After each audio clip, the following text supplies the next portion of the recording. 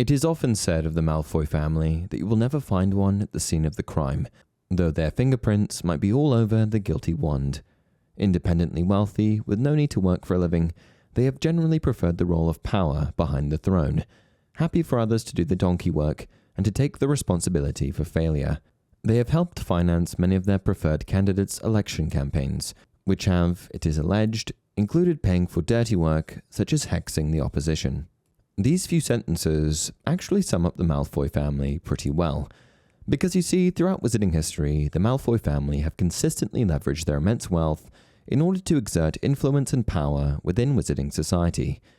The descendants of a long line of pure-blood wizards, the Malfoys have long pulled the monetary puppet strings, playing a significant role in shaping the power dynamics and societal norms within the magical community.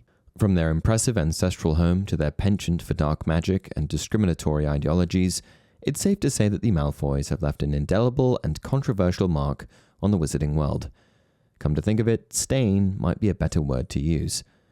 Join me today as we discuss the history of this infamous wizarding family, taking a closer look at where they come from, how they created their fortune, and how they made their mark on wizarding history.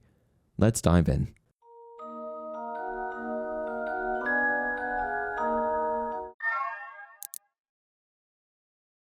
Hey everyone, welcome to another installment of Harry Potter Theory. When we think of the Malfoy family name, certain words come to most people's minds, but these words scarcely hold a positive connotation. Usually when someone says Malfoy, you might think bigot or prejudiced, but that reputation wasn't earned overnight. The Malfoy family can be fairly and reasonably characterized by their arrogance, entitlement, lack of empathy, and a belief in their inherent superiority. They also happen to be manipulative, cunning, and regularly employ deceitful tactics in order to maintain power and influence. And if we look at the etymology of their family name, we can see that Malfoy comes from Old French and literally means bad faith. And honestly, this sounds spot on. It's as if these qualities are ingrained in their very bloodline. But I guess I'm not that surprised. And so, throughout the centuries, this has been the manner in which they've conducted themselves, gradually establishing a reputation as a family associated with wealth, advocating for pure-blood superiority, and displaying general intolerance. But where did it all start? Origins. The history of the Malfoy family goes back a long, long way. But if the Harry Potter history books are anything to go by, then their oldest ancestor on record is Armand Malfoy, a Norman wizard born in 1066 who arrived in Great Britain with the Norman invasion. Like many other progenitors of noble English families, the wizard Armand Malfoy arrived in Britain with William the Conqueror as part of the invading Norman army. Having rendered unknown, shady, and almost certainly magical services to King William I, Malfoy was given a prime piece of land in Wiltshire, seized from local landowners, upon which his descendants have lived for 10 consecutive centuries.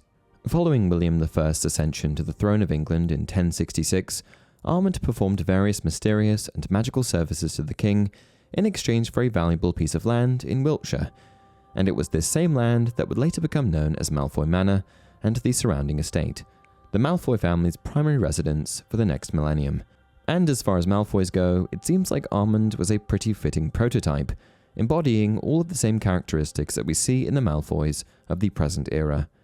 Their wily ancestor Armand encapsulated many of the qualities that have distinguished the Malfoy family to the present day.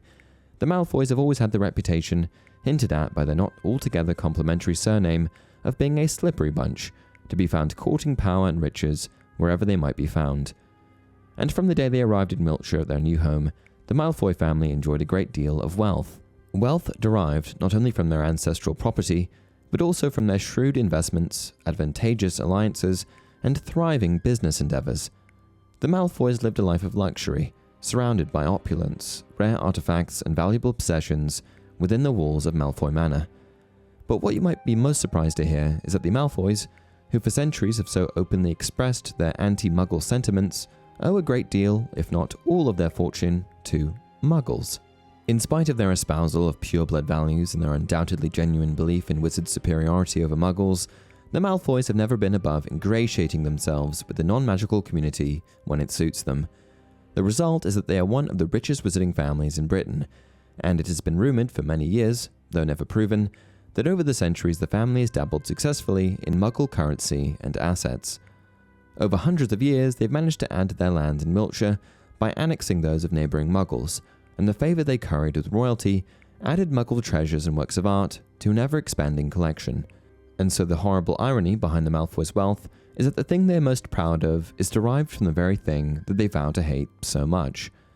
Despite their genuine hatred for Muggles and advocacy for pureblood wizarding supremacy, it seems as though the Malfoys have always drawn one line in the sand when it comes to fraternizing with Muggles, and that line of course pertains to their level of wealth. On one hand, they advocated for pureblood supremacy and looked down upon Muggleborns and half-bloods. They believed that pureblood wizarding families like them should be the only ones who hold power, privilege, and influence in the wizarding world, yet they did not hesitate to collaborate with powerful Muggles, Muggleborn wizards or half-bloods when it suited their interests. And Armand Malfoy certainly wasn't the only one who fraternized with Muggles in order to amass wealth. He was just the first. After he was given the plot of land in Wiltshire, generations of Malfoys continued to amass paintings, gold, jewels, and all other kinds of valuable goods, all via fraternizing with wealthy Muggles. However, their little arrangement with wealthy Muggle populations was put in jeopardy in 1692 when the International Statute of Secrecy was imposed. Historically, the Malfoys drew a sharp distinction between poor Muggles and those with wealth and authority. Until the imposition of the Statute of Secrecy in 1692, the Malfoy family was active within high-born Muggle circles, and it is said that their fervent opposition to the imposition of the statute was due, in part, to the fact that they would have to withdraw from this enjoyable sphere of social life. Though hotly denied by subsequent generations, there is ample evidence to suggest that the first Lucius Malfoy was an unsuccessful aspirant to the hand of Elizabeth I, and some wizarding historians allege that the Queen's subsequent opposition to marriage was due to a jinx placed upon her by the thwarted Malfoy.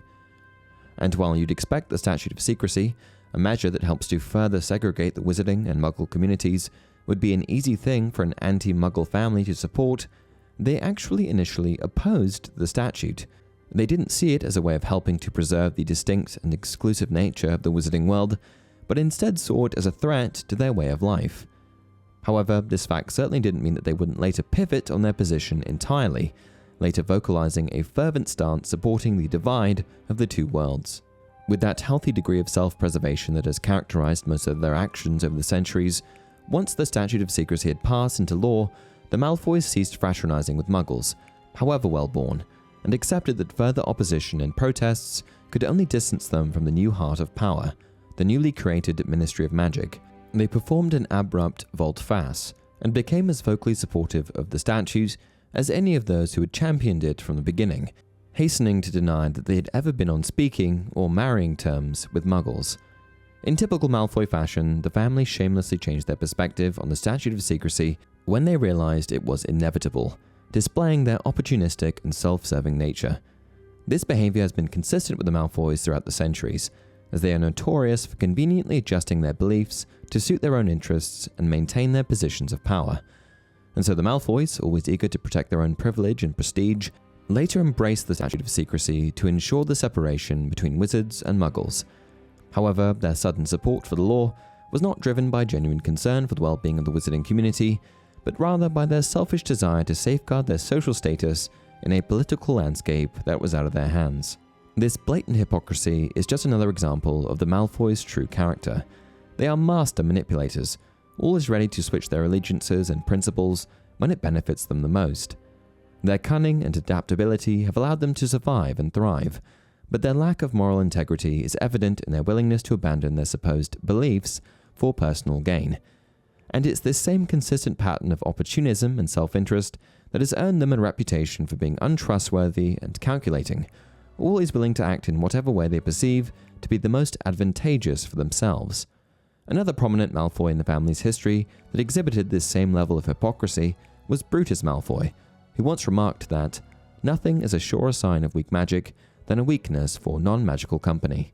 And Brutus Malfoy, the same man who sat on a pile of Muggle-provided money, also happened to be the editor of an anti-Muggle periodical called Warlock at War. He claims to have assumed this position because he didn't want to just sit idly by hating Muggles. He wanted to spread the word, and he wanted to demonize anyone that would fraternize with Muggles or Muggleborns. He even believed that witches and wizards who associated with muggles were stupid and lacked magical talent, an entirely skewed perspective likely fabricated out of hate. This we may state with certainty. Any wizard who shows fondness for the society of muggles is of low intelligence, with magic so feeble and pitiful that he can only feel himself superior if surrounded by muggle pigmen. Nothing is a surer sign of weak magic than a weakness for non-magical company. However, the cherry on top of all of this is that Brutus published these remarks in 1675, 17 years before the International Statute of Secrecy was imposed and, more importantly, 17 years before the Malfoy stopped fraternizing with muggles.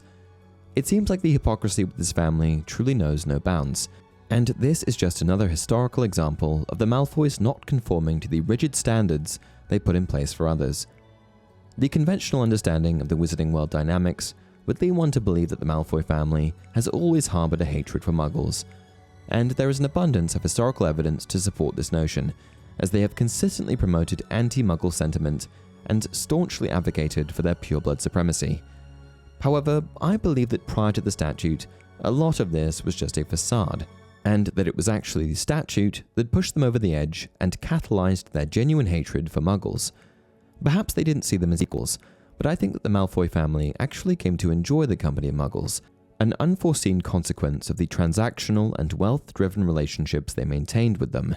But when the interactions with muggles ceased and the resources from those relationships dwindled, I suspect that the Malfoys, under the pressure from the wizarding community to segregate, may have felt compelled to fully adopt and embrace their pure-blood doctrine. The imposed separation undoubtedly fueled their growing resentment towards muggles. The Malfoys' inability to access muggle connections or resources likely contributed to a heightened sense of superiority and exclusivity among pure-blood magical families like their own. This environment served to solidify their staunch support for the pure-blood doctrine and intensify their disdain for muggles. The Malfoys' unfeigned contempt for all muggles who could not offer them jewels or influence, and for the majority of their fellow wizards, drew them naturally towards the pure-blood doctrine, which seemed for several years in the 20th century to be their likeliest source of untrammeled power. But the introduction of the International Statute of Secrecy also paved the way for another momentous change in wizarding culture, the introduction of the British Ministry of Magic. Formed in 1707, the British Ministry of Magic is the main governing body of the magical community of the United Kingdom and Ireland. It was created to preserve magical law within Great Britain and represent these countries to the larger wizarding world. Its formation came as a direct result of the previously created Wizards' Council. Prior to 1707, the Wizards' Council was the longest-serving, though not the only body to govern the magical community in Britain. After the imposition of the International Statute of Secrecy in 1692, however, the wizarding community needed a more highly structured, organized, and more complex governing structure than they had hitherto used to support, regulate, and communicate with a community in hiding. And, as I'm sure you can expect, the Malfoy family saw the formation of the ministry as yet another opportunity to favorably position themselves within society. Within just days of the ministry's formation, the Malfoy family were already waving their money around in an effort to assert influence and put themselves in a position of power. However, despite wanting a seat near the top of the wizarding world's primary governmental structure, no Malfoy has ever sought to become Minister for Magic. The substantial wealth at their disposal ensured them considerable and much resented influence at the ministry for generations to come, though no Malfoy has ever aspired to the role of Minister for Magic. It is often said of the Malfoy family that you will never find one at the scene of the crime, though their fingerprints might be all over the guilty wand. Independently wealthy, with no need to work for a living, they have generally preferred the role of power behind the throne, happy for others to do the donkey work and to take the responsibility for failure. They have helped finance many of their preferred candidates' election campaigns, which have, it is alleged, included paying for dirty work, such as hexing the opposition. And since the ministry's formation, different members of the Malfoy family have leveraged their wealth to influence both the ministry and wizarding society as a whole.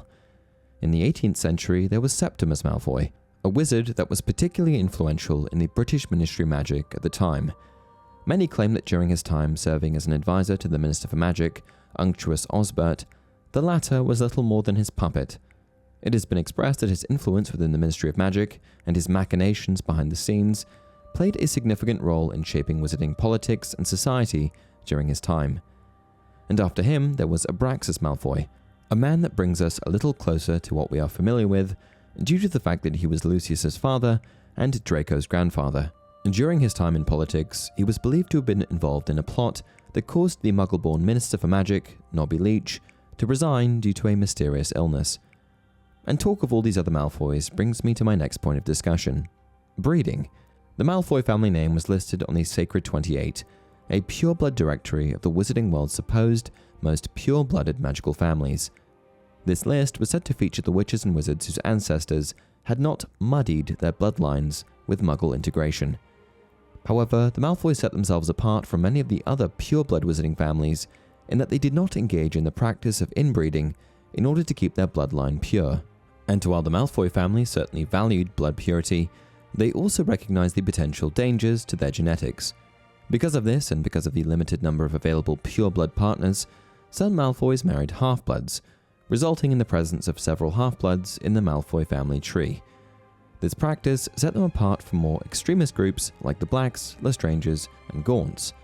But despite this approach, the Malfoys still garnered respect from other pure-blood families, likely due to their wealth. The family has, however, eschewed the somewhat dangerous practice of intermarrying within such a small pool of purebloods that they become enfeebled or unstable, unlike a small minority of fanatic families such as the Gaunts and the Strangers, and many a half-blood appears on the Malfoy family tree. In modern times, the Malfoy family are connected to, in varying degrees, a number of other wizarding families. These include the House of Black, the Flints, the Bulstrodes, the Burkes, the Crabs, the Rosiers, the Potters, the Weasleys, the Lestrangers, the Tonks, the Lupins, the Greengrasses, and the Gagwalds. Some of these names may be a bit of a shock to you, but if you go back far enough, you can almost always find distant connections. Today, the Malfoy family is still going strong and can be recognized by their family crest. The official family emblem, which honored Salazar Slytherin, features the colors black, green, and silver, along with depictions of various serpentine creatures. On the crest, a silver banner displays the Latin phrase Sanctimonia Vincit Semper, which translates to "Purity will always conquer." I'm not so sure about that one. And that's it for this video. If you want to learn more about the Malfoys' recent history, let me know down in the comment section below. If you enjoy the content, please like the video and subscribe to the channel. Until next time, remember, it does not do to dwell on dreams and to forget to live.